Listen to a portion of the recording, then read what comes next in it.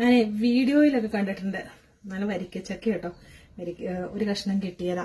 അപ്പം ചിലര് വീഡിയോയില് ഇതൊരു പ്രത്യേക സ്റ്റൈലിൽ കട്ട് ചെയ്തിട്ട് ഇങ്ങനെ വിടർത്തി വെക്കണം. അപ്പൊ ഞാനതൊന്നൊന്ന് ട്രൈ ചെയ്യാന്ന് വിചാരിച്ചുകൊണ്ട് എടുത്തോണ്ട് വന്നാ.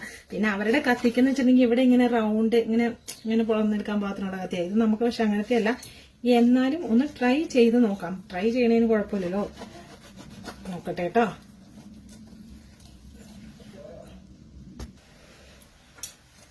അപ്പൊ വീഡിയോ കാണുന്നത് പോലെ എന്തായാലും സംഭവം സക്സസ് ആയിട്ടുണ്ട്. അതാ ഇതുപോലെ കട്ട് ചെയ്തിട്ടുണ്ട്. ഇനി ഞാനൊന്ന് ശരിക്കും ഇങ്ങനെ വെച്ചിട്ട് അവരിതാ ഇതുപോലെ ഒന്നിങ്ങനെ എടുത്തേച്ച് ഇങ്ങനെ ഞാൻ കാണിക്കും. അടിപൊളിയായിട്ട് വന്നിട്ടുണ്ട്. ഇനി ഇതിനകത്തുനിന്ന് ചുള ഇങ്ങനെ ഇതാ ഇതുപോലെ പറിച്ചങ്ങ് എടുത്താൽ മതി. പറിച്ചിട്ട് പോന്നട്ടോ. സൂപ്പർ. മധുരം നോക്കട്ടെ.